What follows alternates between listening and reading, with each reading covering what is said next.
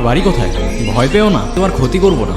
আমি বিক্রম, এই গায়ে কিছু কাজে এসেছি। কেউ কারোর পরিচয় দিলে নিজের পরিচয়টাও দিতে হয়। নাম কি তোমার? কথা বলতে পারো না? তুমি এখানেই থাকো? তোমার মা বাবা কোথায়? কি হলো, কিছু বলছো না কেন?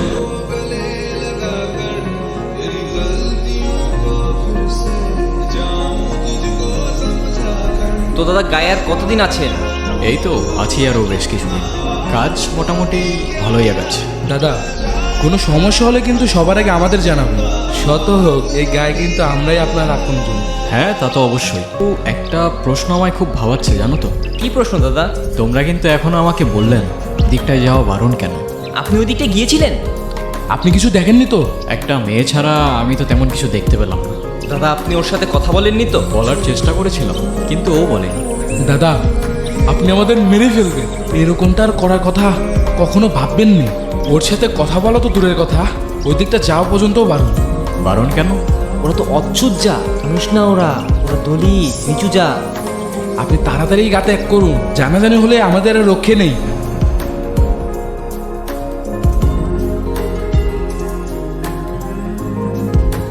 ভয় পেও না, মনে আছে আমাকে? তোমার নুপুর।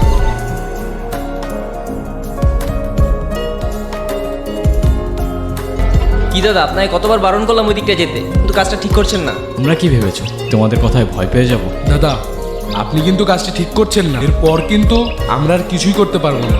তোমাদের আর কিছু করতেও হবে না। 10 বছর বয়স থেকে নিজের ভালো নিজে বুঝতে শিখেছি। জীবনে কত কিছু দেখেছি, তোমাদের ধারণাও নেই। পৃথিবীটা কত সুন্দর এখন অনুভব করতে পারছো। তুমি কি এখনো আমাকে ভয় পাও? তোমার কি আমাকে ওই গায়ের মানুষগুলোর মতো মনে হয়? তোমার এই স্তব্ধতাকে প্রতিদিন আরও বেশি করে ভাবায়। তুমি আলাদিনের গল্পটা শুনেছো? যদি আমাকে আলাদিনের মতো 3টা ইচ্ছা দেওয়া হতো, প্রথম ইচ্ছায় আমি এই পৃথিবীর সমস্ত বৈষম্য দূর করতাম। সৃষ্টিকর্তা সৃষ্টি করলো মানুষ, সৃষ্টি করলাম বৈষম্য, দল জাতি বিভেদ হিংসা বিদ্বেষ। কাজটা আপনি ঠিক করলেন না দাদা। আপনাকে বারবার সাবধান করেছিলাম দাদা, শুনেননি? এখন আমাদের কিছুই করার নেই। কি করবে তোমরা? মেয়েটাকে আমাদের হাতে ছেড়ে দিন আর এই গাটা ত্যাগ করুন। আর মেয়েটিকে তোমাদের হাতে ছেড়ে দিলে তোমরা কি করবে? ওকেও জ্বালিয়ে দেব। অচ্ছুত জাতের আমাদের এই গায়ে কোনো জায়গা নেই। জাত? কার কি জাত? মানুষ জন্ম নিতেই নির্ধারণ করো তোমরা।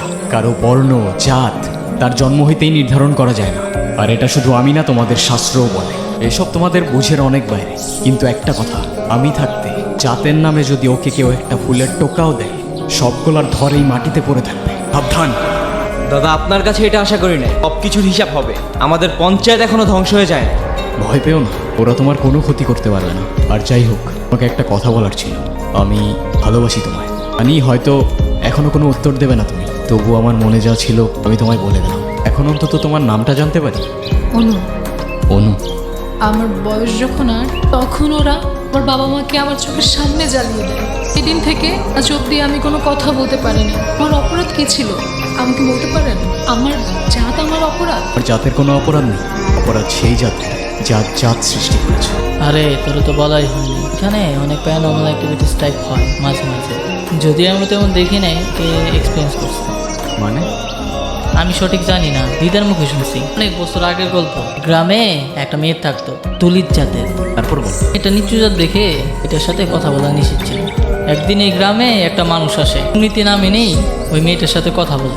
তারপর শুনছি 2জনই নাকি মারা গেছে। ওই মেয়েটার সাথে কথা বলার জন্য ওরা 2জনই মারা যায়? হ্যাঁ, এমনটাই তো শুনছি। তাড়াতাড়ি চল, শর্টকাটে যেতে হবে, নাহলে আমাদের ট্রেন ছুটে যাবে। এদিকে আসা এমনিতে আমাদের নিষেধ আছে, তাড়াতাড়ি আয়।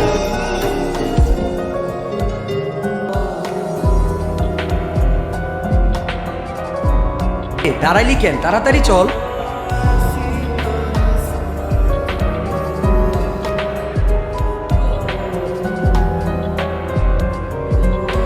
আমি নিয়ে যাব এখান থেকে তোমায়। আমাকে শুধু একটা দিন সময় দাও। দাদা আপনি হয়তো ঠিক ছিলেন, আমরাই ভুল ছিলাম। মাফ করে দিবেন দাদা।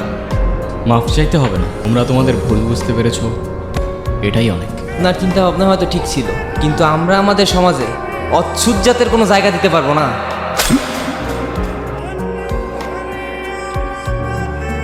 মাফ করবেন দাদা। জাতি বিভেদ বর্ণ মানুষ আজও ছাড়তে পারে নাই। মানুষ বললে ভুল হবে, আমরা মানুষ নামের ছাই। আমার পায়ে শুধু রক্ত। আমি যেই রাস্তায় চাই এই রাস্তার মোড়ে মানুষরূপী জন্তু দেখতে পাই।